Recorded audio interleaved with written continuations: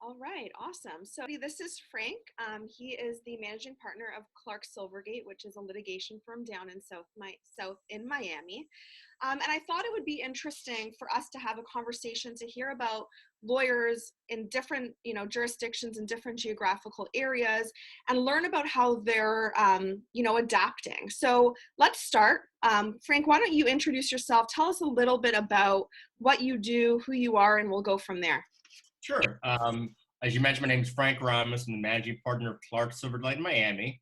We're a full-service litigation boutique firm where we handle all types of litigation matters here in South Florida. And as I'm sure you're dealing with, we're dealing with COVID-19 down here, and that has made us go very virtual and use a lot of technology, both inside and outside the courtroom. Right. And so tell us a little bit, let's pull on that a little bit. So how are you and your firm adapting in light of COVID-19 right In Miami-Dade County, which is where we're at, which is the largest county in the state of Florida, we're sort of the hardest hit area as far as number of cases. I think we're over 11,000 cases now now? here in Miami-Dade County, with a number of deaths and so forth.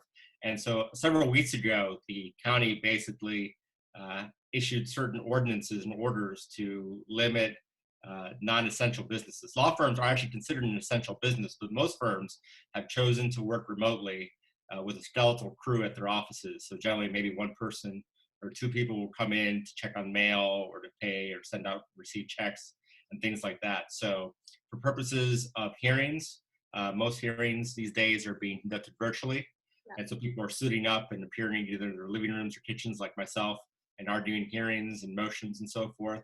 I've attended 2 mediations remotely, both of which settled, and we found that the technology has served as well. We're appearing now on Zoom. That's the technology we're using down here for our mediations. And I have a deposition coming up next week, which will probably be remote as well. So I'm not expecting the stay order to be lifted by then. And it's common, just as our firm is not a big firm. We're about 10 lawyers or so, and then we have about another 6 to 8 support staff. And so we're meeting weekly on Zoom calls like this, just to stay in touch with each other and to stay on top of what everybody's doing and our caseload and so forth. Yeah, no, and that sounds, it sounds like businesses are adapting this way across the globe. So in terms of, going virtual and, using technology, do you see this transitioning the way things are being done even beyond COVID? Like, are we going to get used to what we call like a new normal now? And how do you see this playing out even beyond COVID? No, I agree with you. I think the longer we're in this transition period, the more we become accustomed to it. I think we all want and crave human interaction. I think many of us want to return to our offices and face people and interact in person. But as we all become acclimated with the technology and judges become acclimated with having hearings remotely and clients get acclimated to remote depositions and mediation and reduce costs, actually, if we're not traveling, they don't have to pay for that. I think I don't think we're going to fully return to the way things were. I think we're going to have, as you mentioned, a new normal where there's sort of a split between doing things at work and doing things remotely at home. And, Toronto has some pretty big firms, as does Miami. And each of our cities have fairly large real estate footprints by our firms. And I think some of them are realizing, well, do we really need so much office space if we can at least get people to work remotely at part-time, maybe share offices, and so next time the lease is up, instead of having X number of square feet, we'll have X minus Y square feet and save on our bottom line. Yeah, that's interesting. And in terms of, like, I know you're a litigation firm and you're in and out of court. Going forward, like, one thing that we've been talking about here with a couple of lawyers is that, they feel that human interaction, the human element is just so important, especially when people are on trial and stuff like that. And so, um, what are your thoughts on all of that? Like, what are your thoughts on how things are playing out now? Are the cases that are actually being heard virtually, is it a disservice to them? Like, what are your thoughts on all of that? Yeah, in the state of Florida, all civil trials have been suspended through mid-July. And there have been talks in certain jurisdictions to suspend them for the remainder of the year. And what judges are trying to do is push parties toward mediation and other forms of alternative dispute resolution, so those cases just don't sort of sit there. And because that's a long delay, obviously, on any given month, judges are trying lots of cases, and now they haven't tried cases for a couple months, and they may not try any more cases for the remainder of the year.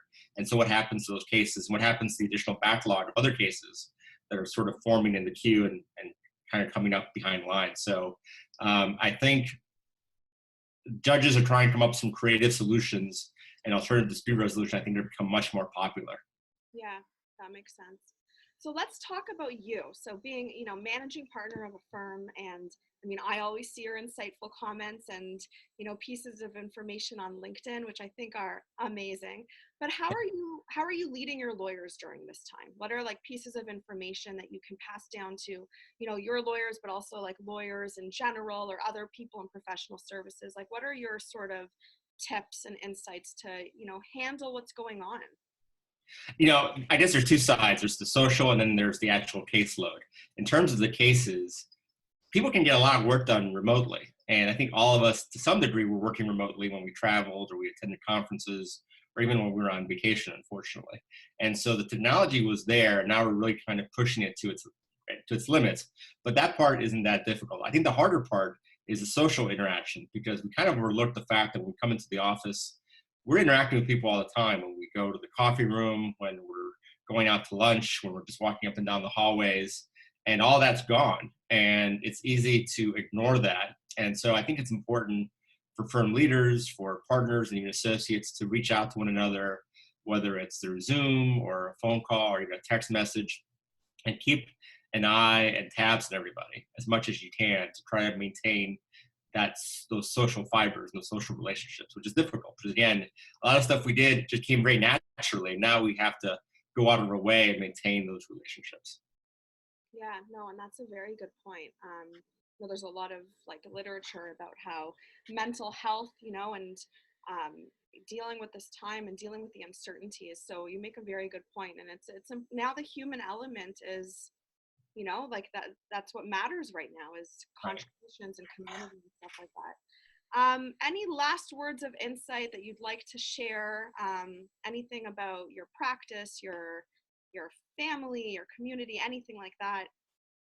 Well, one last tidbit I would suggest is, if we're all involved in voluntary bar associations, which most of us are, a lot of them are canceling their events for the foreseeable future. And again, they may be canceling them for the remainder of the year. And that's a big source of developing relationships that lead to business. So if you're not going to be going to conferences, either because of travel restrictions or because your firm's cutting back because of trying to reduce their bottom line, their expenses, try to find other avenues, whether it's LinkedIn, as you mentioned, or Facebook, or other online platforms, or email, or text messages, but try to make up for that. Don't just simply say, well, now I'm going to add a bunch of billable hours because I'm no longer going to travel to X conference, because those are sort of the events that lead to additional business and revenue, and they may not be there for the remainder of the year for a whole variety of reasons. So try to be creative. And in terms of family, I think it's a unique situation because we're all now living in the same space together. And for some of us, that's great. For some of us, it's not. And every family deals with it differently. And your experience is probably not the same as others at your firm. So kind of be cognizant of that. You may be having a great experience and kind of wondering why others aren't, or it might be vice versa. You may be having a terrible experience and wondering why others are getting along so well. So just be aware that no matter what situation you're in, others are maybe experiencing it a little bit differently than you are. Yeah, that's a good point. You have to be mindful.